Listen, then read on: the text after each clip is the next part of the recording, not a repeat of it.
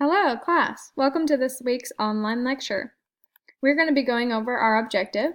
I can participate in conversations on a number of familiar topics, asking and answering simple questions using simple sentences. The topics which we'll be focusing on this unit are family and household tasks, hobbies and interests, and school or work. We're going to focus on these first two during this PowerPoint. Some of the things you'll need to know for this unit are new verbs: deber, to ought to or to should; querer, to want to wish or to love; gustar, to like, or more directly translated, to be pleasing to.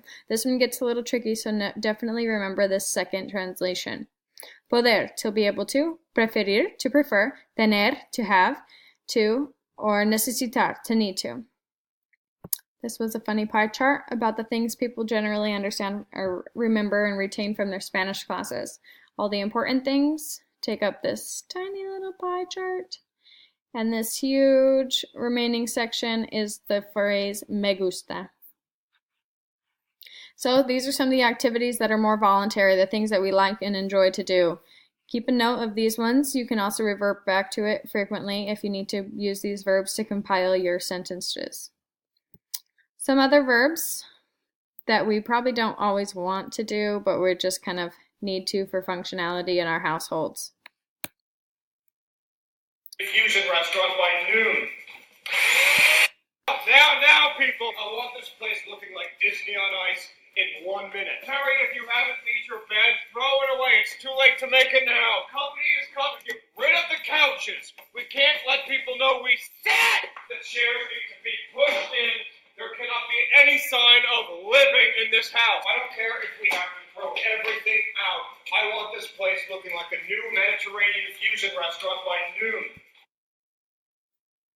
Oh, okay, I thought that was a funny little clip. My mom always got that way right before company came over. So now that we have all the verbs that we're going to need for the base understanding of this, how do we know which one we need to use? So obviously dependent on the sentence that we're trying to compile, this word, querer, meaning to want, to wish, or to love. In this sense, love really means really, really like a lot. So sometimes in English we use the word love this way, as in I love tacos, or something that's a little bit less emotionally invested. There is another word, amor, which means to love, but the way that you would use it for your spouse or your children, and not so much with your friends. If you used that other word, amor, with your friends, it would kind of come off just a little bit crazy. This verb does have a regular conjugation of the endings, so quiero, quieres, quiere, queremos, and quieren, with the endings as we're used to having them, but it does have a spelling change of E to IE. It changes in every form aside from nosotros. Nosotros just keeps the E and there's no IE change. Similarly, the verb poder, to be able to, also has a spelling change. We need to note it in the yo form and every other form aside again from nosotros. Nosotros has no spelling change. So if we're talking about yo and the spelling change is O to UE, here's the O, and we're going to change that to UE while still applying the ending that is normal for the yo form. So with the ending of O for yo, it would be yo puedo instead of puedo, because we have the UE change here. The next verb, preferir, to prefer. Let's go over this. So first, as we do with every verb, let's decide who we're talking about. Who is our subject? In the case of Ellen DeGeneres, it would be ella, the third person singular. And with that conjugation, it would be prefiere. With él, Justin Bieber, he's also third person singular, and again, it would be prefiere. With the Simpsons, it would be ellos, and they're third person plural because there are more than one of them, and in that case would be prefieren. Our next verb, tener. This one has just a little bit of a quirk to it. Tener, you always need to use the word que in addition to it. This means to have to, and the que means to have to something. It indicates that you're about to say what it is that needs to be done. It does have a spelling change of E to IE, but not in the first person singular or the first person plural. So not with yo, neither with nosotros. Everything else changes E to IE. Tú tienes, él, ella, usted tiene, ellos, ellas, ustedes tienen. Not with yo tengo, and not with nosotros tenemos. and always que. Yo tengo que, tú tienes que. Let's break it down a little further. Gustar. This verb does have an irregular conjugation. It does not conjugate for the person with whom we're speaking. It only conjugates to the item that is like, to the item that is pleasing. If there's one item, it's singular, or if there's multiple items, it's plural. We do need an indirect object pronoun with this word. Let's explain that just a little better. The first step is to determine who is doing the gustaing, who likes this, or who is being pleased by this. We can choose the appropriate indirect object pronoun from our chart. If it's me, the pronoun would be me. If it's you, it would be te. You formal, he or she would be le. Us is nos, and them or you all is les. You'll probably want to make note of this and refer back to it frequently because it can get a little confusing and repetition is good to learn this. What we need to do next is decide whether the thing that is being liked or pleasing is singular or plural. If it's singular, the word we're going to use is gusta, whereas if it's plural, we would need gustan.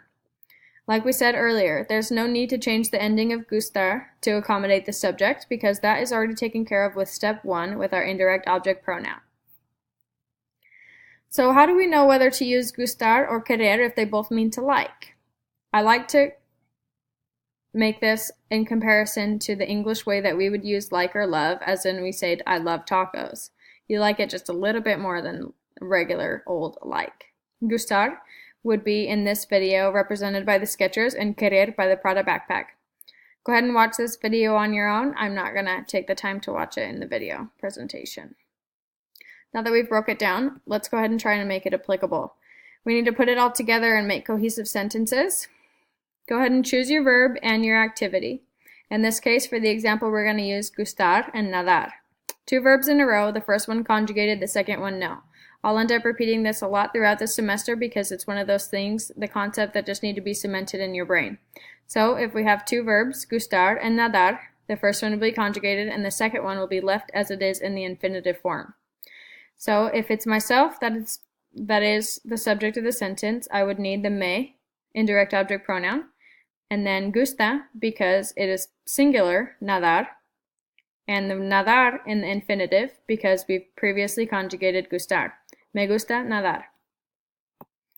When you're using multiple in a sentence, you can choose one of these verbs here that we're using for the unit and 1 activity verb or 2 activity verbs.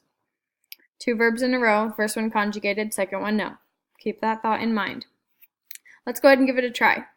I have to sweep the floor, but I prefer to play soccer. How would we arrange and compile that sentence functionally? Let's give it a try. Go ahead and pause the video and look through the slides to determine what you think would be the best use of these, which one of these would be the most applicable. A. Necesitas barrer pero me gusta jugar fútbol. B. Tengo barrer pero prefiero jugar al fútbol. C. Tengo que barrer pero prefiero jugar al fútbol. Or D. Me gusta jugar al fútbol pero tengo barrer. Okay, go through and look at all the tips, all the tricks, and all the little notes that we've taken through this presentation, and then come back and decide which option you think was best suited for the answer. Okay, hopefully you've had the time to look that over and decide, and hopefully you came to the conclusion that sí, tengo que barrer, pero prefiero jugar al fútbol is the most correct answer. You need the que with tengo. Barrer is in the infinitive because tengo is already conjugated for yo. Prefiero needs to be conjugated for yo, and we need the al for fútbol. All right. I know that that's a lot of information, so go ahead and take notes of any questions that you had, and we can go over it in our classroom setting. And we will dive into this a little bit more in depth when we are in person. Okay, until then.